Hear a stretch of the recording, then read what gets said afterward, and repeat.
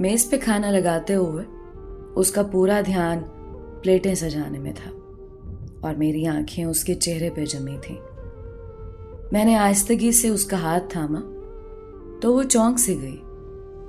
मैं तुमसे एक जरूरी बात करना चाहता हूँ। काफी हिम्मत जताने के बाद बिलाखिर मेरे मुंह से निकला। वो चुपचाप कुर्सी पे बैठ गई। उसके निगाहें चाहे मेज पे मरकूज थीं, पर उनमें से उठता दर्द मैं बखूबी महसूस कर रहा था। एक पल के लिए मेरी जुबान पे ताला सा लग गया, पर जो मेरे दिमाग में चल रहा था उसे बताना बहुत जरूरी था। मैं तुम्हें तलाक देना चाहता हूँ। मेरी आंखें झुक गईं। मेरी उम्मीद के बरक्स उसने किसी किस्म की हैरानी या परेशानी का इजहार न किया। बस नरम लहजे में इतना पूछा, क्यों? मैंने उसका सवाल नजरअंदाज किया। उसे मेरा ये रवैया गिरा गुजरा। हाथ में पकड़ा चम्मच फर्श पे फेंक के वो चिल्लाने लगी और ये कह के वहां से उठ गई कि तुम मर्द नहीं हो। रात भर हम दोनों ने एक दूसरे से बात नहीं की। वो रोती रही। मैं जानता था कि उसके लिए ये जानना जरूरी है कि आखिर हमारी शादी को हुआ क्या है। मेरे पास उसे देने के लिए कोई तसल्ली बख्श जवाब नहीं था। उसे क्या बताता कि मेरे दिल में उसकी जगह अब किसी और ने ले ली है। अब उसके लिए मेरे पास मोहब्बत बाकी नहीं रही। मुझे उस पर तरस तो बहुत आ रहा था और एक पछतावा भी था, पर अब मैं जो फैसला कर चुका था उस पर डटे रहना जरूरी था। तलाक के कागजात अदालत में जमा कराने से पहले मैंने उसकी एक कॉपी उसे थमाई, जिस पे लिखा था कि वो तलाक के बाद घर, गाड़ी और मेरे जाती कारोबार के 30% हिस्से की मालिकन बन सकती है। उसने एक नजर कागजात पे दौड़ाई और अगले ही लम्हे उसके टुकड़े करके जमीन पे फेंक दिए। जिस औरत के साथ मैंने अपनी जिंदगी के 10 साल बिताए थे, वो एक पल में अजनबी हो गई। मुझे अफसोस था कि उसने अपने अनमोल जज्बात और कीमती लम्हे मुझ पे जाए किए, पर मैं भी क्या करता। मेरे दिल में कोई और इस हद तक घर कर चुका था कि उसे खोने का तसव्वुर ही मेरे लिए नामुमकिन था। बिलाखिर वो टूट के बिखरी और मेरे सामने रेजा रेजा हो गई। उसकी आंखों में आंसुओं का समंदर उमड़ आया। शायद यही वो चीज थी जो इस तलाक के बाद मैं देखना चाहता था। अगले रोज पूरा दिन अपनी नई मोहब्बत के साथ बिता के जब मैं थका हारा घर पहुंचा तो वो मेज पे कागज फैलाए कुछ लिखने में मसरूफ थी। मैंने उस पे कोई ध्यान न दिया और जाते ही बिस्तर पे सो गया। देर रात जब मेरी आंख खुली तो वो तब भी कुछ लिख रही थी। अब भी मैंने उसे कोई सवाल नहीं किया। सुबह जब उठा तो उसने तलाक की कुछ शराइत मेरे सामने रख दी। उसे मेरी दौलत और जायदाद में से कुछ नहीं चाहिए था। वो बस एक और महीना मजीद मेरे साथ रहना चाहती थी। उस एक महीने में हमें अच्छे मियाँ बीवी की तरह रहना था। इस शर्त की बहुत बड़ी वजह हमारा बेटा था, जिसके कुछ ही दिनों में इम्तिहानात होने वाले थे। वालिदैन की तलाक का उसकी तालीम पे बुरा असर ना पड़े, इसलिए मैं उसकी ये शर्त मानने को बिल्कुल तैयार था। उसकी दूसरी और अहमकाना शर्त ये थी कि मैं हर सुबह उसे अपनी बाहों में उठा के घर के दरवाजे तक छोड़ने जाऊं, जैसा शादी के इब्तदाई दिनों में करता था। वो जब काम पे बाहर जाने लगती तो मैं खुद उसे अपनी बाहों में उठा के दरवाजे तक छोड़ आता था। हालांकि मैं उसकी ये बात मानने को तैयार नहीं था, लेकिन इन आखिरी दिनों में उसका दिल तोड़ना मुनासिब नहीं लग रहा था, इसलिए मैंने ये शर्त भी मान ली।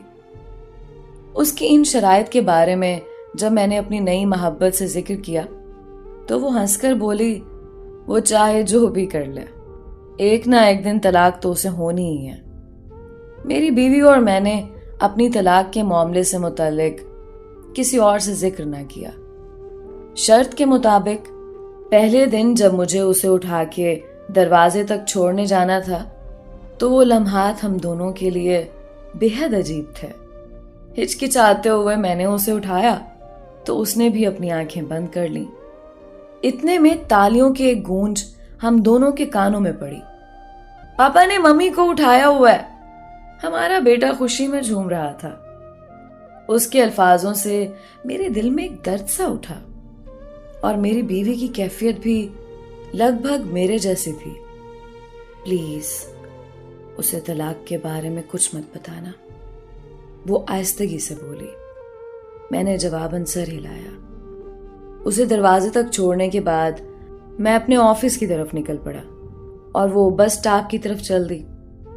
अगली सुबह उसे उठाना मेरे लिए कदरे आसान था और उसकी हिचकिचाहट में भी कमी थी। उसने अपना सर मेरी छाती से लगाया। एक अरसे बाद उसके जिस्म की खुशबू मेरे हवास से टकराई। मैं बगौर उसका जायजा लेने लगा। चेहरे की गहरी झुर्रियां और सर के बालों में उतरी चांदी इस बात की गवाह थी कि उसने इस शादी में बहुत कुछ खोया है। 4 दिन मजीद गुजरे। जब मैंने उसे बाहों में भर के सीने से लगाया तो हमारे बीच की वो कुर्बत जो कहीं खो सी गई थी वापस लौटने लगी। फिर हर गुजरते दिन के साथ कुर्बत के वो जज्बात बढ़ते गए। लम्हे दिनों को पर लगा के उड़ा ले गए और महीना पूरा हो गया। उस आखिरी सुबह मैं जाने के लिए तैयार हो रहा था और वो बेड पे कपड़े फैलाए इस परेशानी में मुब्तला थी कि आज कौन सा लिबास पहने, क्योंकि पुराने सारे लिबास उसके नहीफ जिस्म पे खुले होने लगे थे। उस वक्त मुझे अंदाजा हुआ कि वो कितनी कमजोर हो गई है। शायद इसीलिए मैं उसे आसानी से उठा लेता था।